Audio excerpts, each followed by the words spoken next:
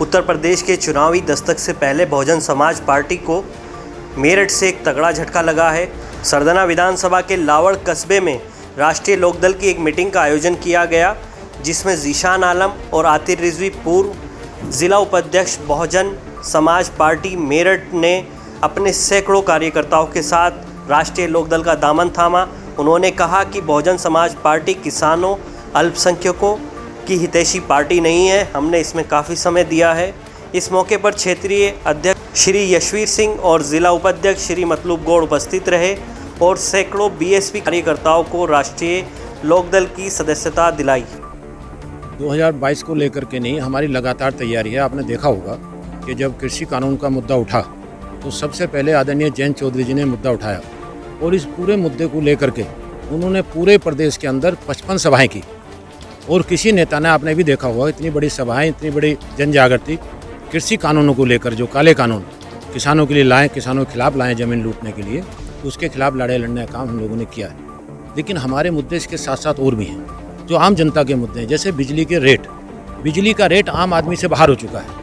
इतना रेट आसपास सब आप निगाह दौड़ा लीजिए, किसी प्रदेश में ऐसा लूट नहीं मची हुई जैसे यहाँ बिजली के नाम पर लूट मची।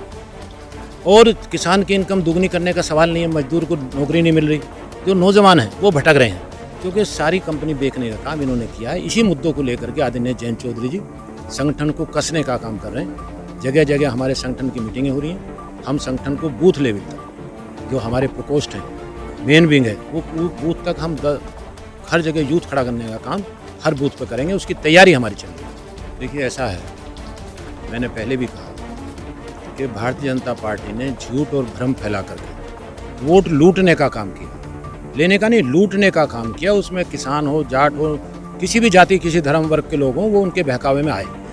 लेकिन अब वो समझ गए, वो ना तो हिंदू मुस्लिम के आने वाले, ना झूठे राष्ट्रवाद में आने वाले, ना वो जातिवाद में आने वाले। उन्होंने तय कर लिया है, किसान, मजदूर, छोटे व्यापारी, नौजवान, अकलियत के भाइयों ने तय कर लिया कि इस सरकार को सबक सिखाकर 2022 में दम लेंगे। आपस में कोई भाईचारा हम बिगड़ने नहीं देंगे। इसके लिए हमारा एक एक कार्यकर्ता गाँव में, गली में, घरों में सब संपर्क, जनसंपर्क बनाए हुए हैं और सब इसके लिए तैयार हैं कि आने वाले समय में ये जरूर कोई ना कोई हरकत ऐसी करेंगे कि जिससे हिंदू मुस्लिम में बटे, जिससे राष्ट्रवाद की बात हो। लेकिन उसको कोई सुनने वाला नहीं है। आपके सब इनकी चाल को समझ चुके हैं, सब इनकी चालें नाकाम कर दी जाएंगी और इनका जो चेहरा बेनकाब हुआ है उसको भी दिखाने का काम जनता में हो रहा है। देखिए, जो AIM का सवाल है वो इस पार्टी मतलब बीजेपी को फ़ायदा पहुंचाने का काम करते हैं। उनका मुस्लिम से कोई ताल्लुक़ नहीं और मुसलमान इतना बेवकूफ़ नहीं है जो उनके बहकावे में आएगा। बिहार के चुनाव में थोड़ा भ्रमित हुआ, उसमें नुकसान उठाया।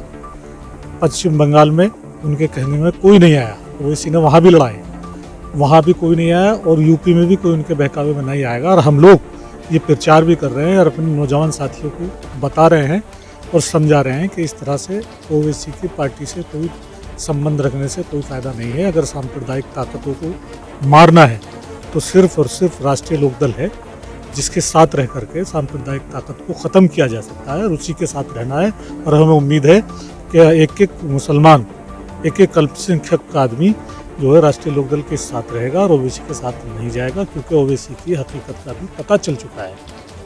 अपने स्तर से हम लोग सदस्यता अभियान चला रहे हैं, अपने स्तर से बूथ कमेटी बना रहे हैं, अपने स्तर से जो पदाधिकारी हैं वो बना रहे हैं। अभी बहुत जल्दी हम 8-10 दिन के अंदर अपनी ज़िला कमेटी भी डिक्लेयर करने जा रहे हैं और सब लोगों को जो चौधरी चरण सिंह जी और जो जयंत चौधरी जी के जो चौधरी अजीत सिंह जी के जो रास्ते हैं, जो उन्होंने बताया है, जो राष्ट्रीय लोकदल की नीति है, उन्हें सबको बताया जा रहा और उसी पर काम करने के लिए जन जन तक पहुंचा जा रहा और उन पर अमल किया जाएगा। चलो गांव की ओर, ये चौधरी चरण सिंह जी का बहुत पुराना नारा है और जो जिसको सब जानते हैं। तो हम गांव की पार्टी है, हमारी गांव की तरफ हम जा रहे हैं सब लोग पूरी जिम्मेदारी के साथ। हमारे पदाधिकारी, हमारी पार्टी के वरिष्ठ नेता और जितने भी लोग हैं सब पार्टी को बढ़ाने का काम कर रहे हैं। 2022 में तक हम अपनी पार्टी को पूर्ण रूप से इतनी मजबूती जो है इंशाल्लाह ज़रूर पैदा कर देंगे कि बीजेपी का जो है नस्ता नाबूद कर देंगे, इसे बेकार कर देंगे। देखिए, धर्मांतरण का मुद्दा हुआ, हिंदू मुस्लिम हुआ, ये तो बीजेपी के मुद्दे हैं। ये बिल्कुल नफनसुख हैं और इन पे कोई मतलब करेगा नहीं। इनको सब जानने पहले से पहले ही आम आदमी ये कह रहे हैं, हिंदू भी और मुसलमान भी। अब की बार ये चेंजिंग है कि पहले हिंदू कोई आदमी सुनता नहीं था इस बात को, लेकिन अब ये सब जान रहे हैं कि मुद्दारा कुछ न कुछ ये हिंदू मुस्लिम राइट कराएंगे, ये मुद्दे उठा के लाएंगे। अब इनके कहने का नहीं आना, ये हिंदू समझ चुका है, यहाँ का नौजवान समझ चुका है, क्योंकि रोजगार है नहीं। अब देखिए कितना गैस पे दाम बढ़ गए, पेट्रोल डीजल पे कितने दाम बढ़ गए, तो आखिर कहाँ से गरीब आदमी का पालन पोषण होगा, कहाँ से आएगा? आमदनी नाम की कोई चीज़ नहीं है, कारोबार ठप हो गए हैं। तो इस तरह की बात है, इनके आने में कोई भी अब इनके बहकावे में नहीं आएगा। हिंदू मुस्लिम वाले मामले पे ये करेंगे कोशिश ज़रूर, हर हाल में करेंगे, लेकिन ये नाकाम रहेंगे। इनका जो है पर्दाफाश हो चुका है और ये जनता 2022 में इन्हें सबक सिखाएगी। मेरा नाम आतिर है। पिछले 12-13 साल से बहुजन समाज पार्टी मेरठ में मैं काम कर रहा हूँ।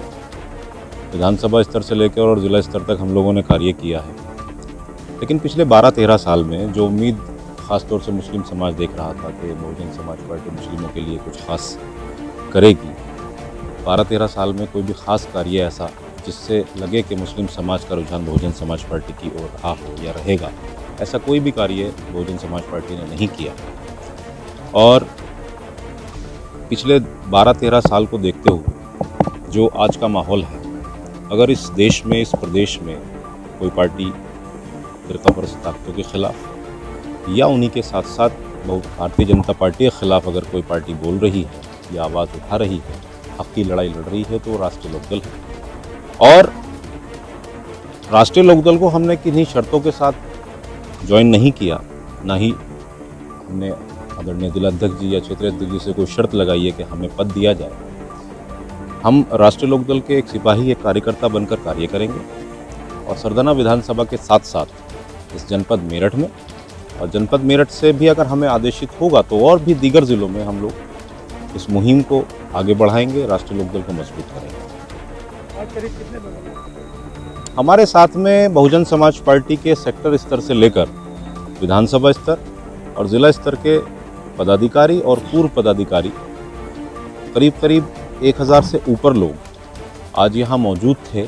ऐसा नहीं है कि मैं ये 1000 लोग इसलिए कह रहा हूँ कि आप मीडिया के लोग हैं या हम इसमें अखबार में सुर्खियों में रहना चाहते हैं, वो ऑन रिकॉर्ड है, ऑन रिकॉर्ड ही बात कर रहे हैं, ऑन रिकॉर्ड ही उसकी लिस्ट है बाकायदा। सभी ने ज्वाइन किया है और इंशाल्लाह अब ये जिम्मेदारियां जो हमें मिली हैं राष्ट्रीय लोकदल में एक कार्यकर्ता के रूप में और हमने सदस्यता में यहाँ ज्वाइन किया है, इसको विधानसभा स्तर पर और ज़िला स्तर पर कम से कम और कोशिशें करेंगे, हद से ज़्यादा कोशिशें करेंगे और लोग दीगर पार्टियों से राष्ट्रीय लोकदल को ज्वाइन करें। सर, आज जो हमने राष्ट्रीय लोकदल ज्वाइन की है, तो हमने चौधरी अजीत सिंह जी की नीतियों से प्रेरित होकर राष्ट्रीय लोकदल को ज्वाइन किया है और आज हमने लावड़ के अंदर पहला सदस्यता अभियान चलाया, जिसमें हमारे साथ हमारे कार्यक्रम के मुख्य अतिथि तो चौधरी यशवीर सिंह जी रहे और अध्यक्षता श्री मतलूब गौड़ जी की रही और साथ में संजय पनवाड़ी जी, उनका भी अहम रोल रहा है आज की इस सदस्यता अभियान में, और हमारे अक्षय अहलावत जी और अक्षय बखावत जी, तो सभी का मुख्य रूप से बहुत कहीं ना कहीं इनका योगदान रहा है आज के इस अभियान में।